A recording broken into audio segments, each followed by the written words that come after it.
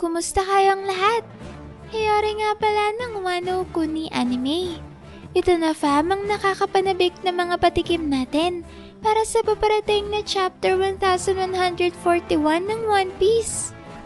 Sana pala'y ilike niyong videong to at sana huwag niyong skip kahit yung maikling ads lang dahil sobrang naking tulong na nito sa akin at sa ating channel.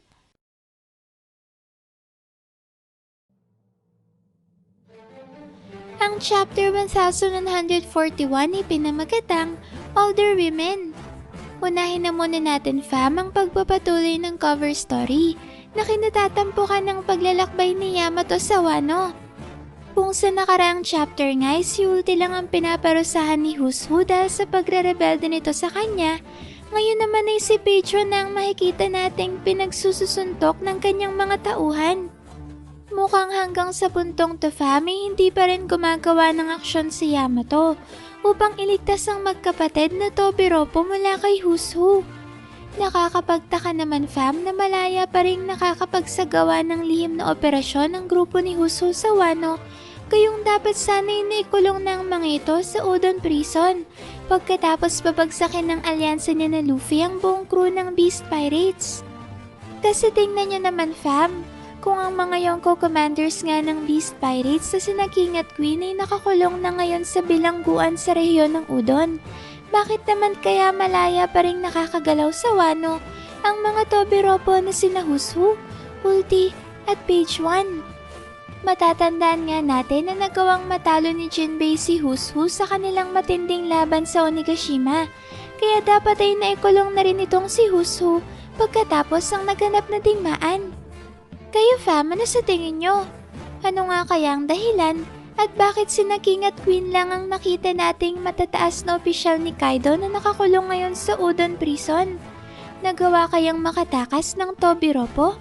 At pagkatapos ay doon na sila gumawa ng grupo kung saan si Hushu ang pinuno. Subalit sa dulo ay nagrebelde ang magkapatid na sina Page 1 at Ulti.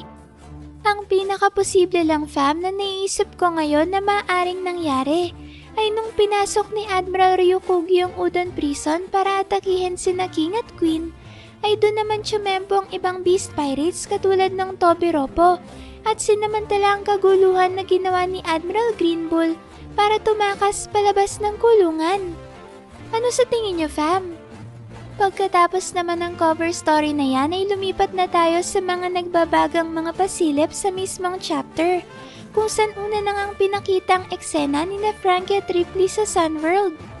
Huli nating nakitang dalawang to fam nung pinakita ni Ripley kay Frankie ang maalamat na wall painting na siyang ang nagpapakita ng mga nakapaloob sa sagradong kasulatan ng Harley, kagaya ng mga nangyari sa kasaysayan ng nakaraan at ang mga nakatakdang malalaking pangyayari na magaganap pa lang sa hinaharap.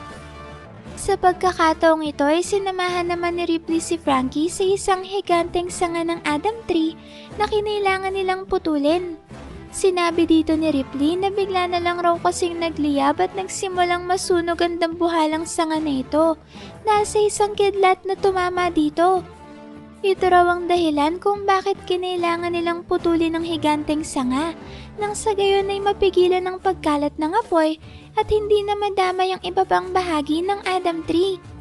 Sa ngayon fam ay hindi pa dinedetalye kung saan ba nanggaling ang kidlat na nagsimula ng sunog. Kung ito ba ay isa lamang ordinaryong kidlat o kung ito ba ay nagmula sa kakayahan ng isang devil fruit user kagaya ng mga Holy Knights. O di kaya naman ay pwede ring si Prince Loki ang siyang may kagagawan nung malaya pa to. Kayo ba fam, ano sa tingin nyo? Isa lang nga kaya itong typical na kidlat? O foreshadowing ni Oda sa isang malakas na devil fruit ability? Pagkatapos naman yan ay bumalik na ang eksena sa Western Village, kung saan nagpapatuloy pa rin ang nagaganap na malaking kasiyahan. Dito fam ay makikita nating nakabalik na mula sa Oros Castle si Nami, at kasalukuyan niyang sinasamahan ng kanyang kapwa Straw Hats na si Usopp na ngayon ay lasing na. Habang patuloy lang ang pagiinuman ng lahat ay bigla namang tinanong ni Nami si Elder Jarul kung ano raw ba ang tipo ng babae na gusto nitong makasama. At dito na nga fam papasok ang title ng chapter dahil ang sagot ni Elder Jarul sa katanungan na ito ni Nami ay older woman. Ibig sabihin may mas gusto pala ni Elder Jarul ang mga older women o yung mga babae na may edad na. Naku fam, saan naman kaya makakakita ng older woman itong si Chief Jarul, kayong mahigit 400 taon na ngayon ang kanyang edad? Kung seryoso talaga si Elder Jarul sa kanyang sinabi, ay baka si Imsama na lang ang tanging papasa sa kanyang panlasa dahil wala nang ang ibang babaeng karakter sa kwento na mas tatanda pa sa 400 taon bukod na lang siguro kay Imsama. Pagkatapos naman ng makulit na eksenang yan ay lumipat na ang chapter sa manggagamot ng New Giant Warrior Pirates na si Gerd. Makikita natin dito fam na sinusubukan na palang gamutin ngayon ni Gerd ang mga Guardian Giants na inatake ng Holy Knight sa Oris Castle. Pagkarating pala ni Naruto galing sa Castillo fam ay sinama na rin nila pabalik sa Western Village ang mga sugatang Guardian Giants. Pagkatapos namang magamot ni Gerd ang mga Guardian Giants na to, ay bigla na lang niyang pinagbububugbog si Rodo. Napansin siguro ni Gerd ang tila baka kaibang kinikilos ni Rodo dahil sinusubukan nga nitong itago kung ano ba talaga ang dahilan at nagpunta siya sa Oris Castle. Kaya naman dahil nga dyan ay kagad na ginulpi ni Gerd si Rodo nang sa gayon ay mapaamin ito sa kanyang mga nalalaman. Kawawa naman si Rodo fam at nadamay pa siya sa Straw Hats. Sinusubukan niya lang naman kasing pagtakpan ang kanilang kalokohan. At ang totoo ay si Luffy lang naman talagang may gustong pumunta sa Oris Castle para makuha ang susi sa kadena ni Prince Loki. Habang si Nami naman ay sumama lang para makapagnakaw ng mga kayamanang nakatago sa kastilyo. Sa gitna naman ng mga pangyayaring yan fam, ay makikita natin na nakabuntot pala si Sanji kay Gerd. Kaya naman nasaksihan na rin ni Blackleg ang ginawang pagpapalusot ni Rodo para kina Luffy. At pati na rin ang pagpapaamin ni Gerd sa kanya. Pagkatapos yan fam, may sandali namang lumipat ang eksena kina Luffy at Zoro na ngayon ay nakabalik na sa Underworld. Dito'y makikita natin ang dalawang Straw Hats na kasalukuyan ng kaharap ang nakakadenang Accursed Prince. Pinagtatalunan naman ni Luffy at Zoro kung itutuloy pa ba nila ang pagpapakawala kay Prince Loki. Siguro fam, may naalala ng dalawa ang mahigpit na babala sa kanila ni Gaban, kung saan tinanong nito si Luffy kung alam raw ba niya kung anong klaseng tao si Prince Loki. At bukod pa dito ay ano raw ba ang magiging plano ni Straw Hat kapag nag-amok ulit ang Accursed Prince sa oras na makawala na ito. Seryoso nga itong sinugot ni Luffy at sinabing gugulpihin niya raw si Loki at pagkatapos ay muli niya itong ikakadena. Pagkasabi naman niya ni Luffy ay binanggit ni Gaban na ang individual nga raw na siyang nakapaglagay ng kadena sa Accursed Prince ay walang iba kundi si Red Hair Shanks. At bago nga raw naganap ang pangyayaring yon, ay walang kahit sino pa man ang nakagawang makapigil sa pagwawala ni Prince Loki. Tinanong pa nga ni Gaban si Luffy kung alam raw ba nito kung anong klaseng kapangyarihan meron ng Accursed Prince at kung gaano talaga ito kalakas. Dagdag pa niya, ay alam raw ba ni Luffy kung gaano kadaming inosenteng buhay ang madadamay sa oras na makalaya na ulit ito? Subalit katulad nga ng ating nasaksihan sa mga nakalipas na chapter fam, ay imbes nga nasagutin ni Luffy ang lubang nakakabahalang mga bagay na pinunto ni Gaban, ay basta na lang niya ito tinalikuran. Ang mas nakaka-alarma pa nga dyan fam ay hindi ba't nakita natin sa huling chapter kung gaano kahalimaw sa lakas si Gaban? Subalit sa kabilangan ng pambihirang lakas nito, ay hindi niya pa rin nagawang mapigilan si Prince Loki nung mga panahong nagwawala pa ito sa Elbaf. At kagaya nga ng kanyang sinabi, ay tanging si Shanks lang ang nakagawang makapagbabagsak sa Accursed Prince.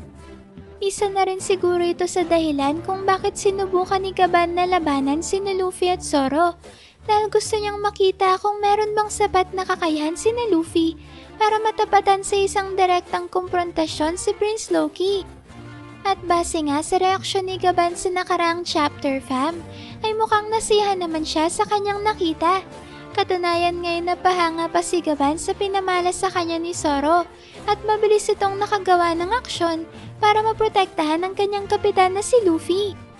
Ang isa bang posibilidad fam kung bakit hindi nagawang mapigilan ni Gaban ang Accursed Prince sa kabila ng pagiging malakas nito dahil sinadya na talagang wag makialam sa nangyayaring gulo sa Elbaf at piniling wag na lang labanan si Prince Loki. Posible kasi fam na katulad ni na Shanks sa Trailee ay naghahanap rin si Gaban ng isang individual na susunod sa yapak ng kanilang kapitan na si Roger at siyang magmamana ng will nito. At kagaya nga ni Rayleigh na nagsilbing mentor ni Luffy at nagturo sa kanya ng paggamit ng haki sa pakikipaglaban, ay ganito rin naman ang ginawa ni Gaban. Subalit kung si Luffy ang napili ni na Shanks sa Trailee, ay iba naman sa kanila si Gaban dahil si Prince Loki ang kanyang tinuruan at piniling maging estudyante upang sumunod sa yapak ng yumaong Pirate King. Yun nga lang hindi tulad ni Luffy naging masama ang Accursed Prince at lumihis ito ng landas na hindi naman inaasahang mangyari ni Gaban. Kaya naman kahit na naging masama na si Prince Loki ay hindi maatim ni Gaban na labanan ito dahil si Gaban nga mismo ang pumiling magsanay sa kanya at bukod pa dyan ay maaring napalapit na rin ang loob ni Gaban sa pinakamamahal nitong estudyante at yun nga'y walang iba kundi si Prince Loki. O diba fam? Parang ang ikatlong Hokage lang na hindi nagawang malabanan si Orochimaru nung nagrebelde ito sa bayan ng Konoha. Pero kayo ba fam, ano sa tingin nyo? Posible nga kayang si Prince Loki nga ang inakala ni Gaban na magmamana ng will ni Roger? Lalo na't katulad ng pagiging sun god Nika ni Luffy, ay dineklara rin ni Prince Loki sa kanila nung una nilang pagkikita na siya raw ang sun god na magdadala sa mundo sa pagkawasak nito. Sa pagpapatuloy naman ng chapter habang nag-iisip pa nga sina Luffy at Zoro kung itutuloy pa nila ang pagpapakawala sa Cursed Prince, ay bigla naman nating makikita ang crew ng New Giant Warrior Pirates na pinangungunahan ni Hyrodin na ngayon ay bumabagsak mula sa Sunworld pababa sa Underworld lula ng isang skyship. Mukhang kinanta na nga ni Rodo ang totoong ginawa ng grupo ni na Luffy sa Oris Castle at ang plano nila na palayain ng Accursed Prince mula sa pagkakabilanggo.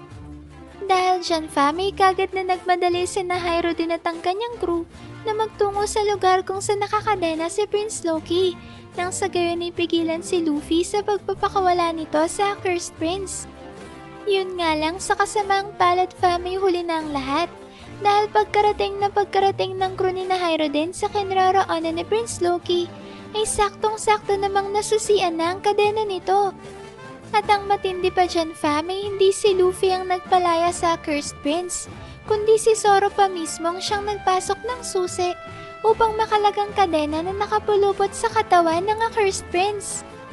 Pero alam niyo fam, sobrang nababagay talaga na si Zoro ang siyang nagpalaya kay Prince Loki dahil si Zoro ang siyang kumakatawan sa pagiging King of Hell na siyang ang titulo nito ngayon.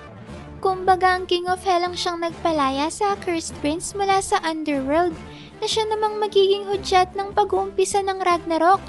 Ang Ragnarok na siyang nakatakdang bumasak sa buong Elbaf at pagkatapos naman ng pagkawasak nito ay ang bagong simula. Yan na nga fam ang nangyari sa Norse mythology kung saan nakabase ang buong Elbaf arc. Kaya siguro nabanggit ni Gaban sa nakaraang chapter na bumalik si Luffy sa kanya sa oras na malapit na nilang lisanin ng Elbaf. Subalit yun ay kung ligtas pa raw ang Elbaf sa panahong yun. Siguro may plano talaga ni Oda na mawasak ang kaharian ng Elbaf sa arc na to, na maaari namang may malaking kinalaman sa posibilidad ng pagtatridor ni King Harald sa Warland.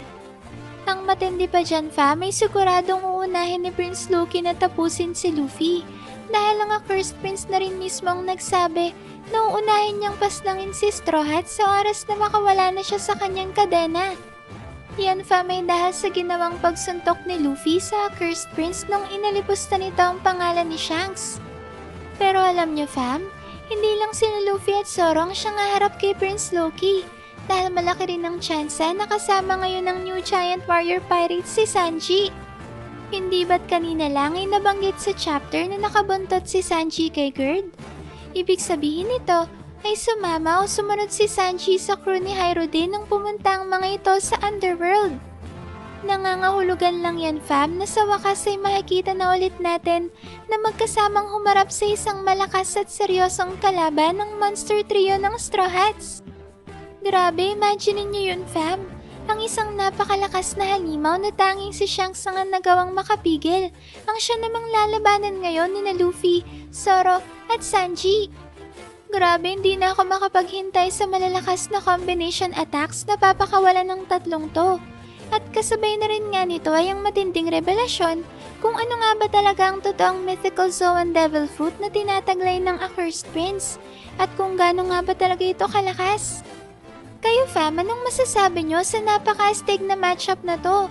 Excited na rin ba kayong makita ang kabuuan ng chapter 1141?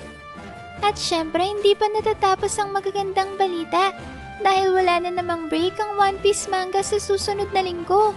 Kaya naman asahan natin ang chapter 1142 ay lalabas sa March 7 Friday para sa fan translation at March 10 Monday naman para sa official English release. Maraming salamat fam sa solid at walang sawa niyong pagsuporta sa ating channel. Sana'y palagi kayong ligtas at nasa mabuting kalagayan. Mag-ingat kayo palagi.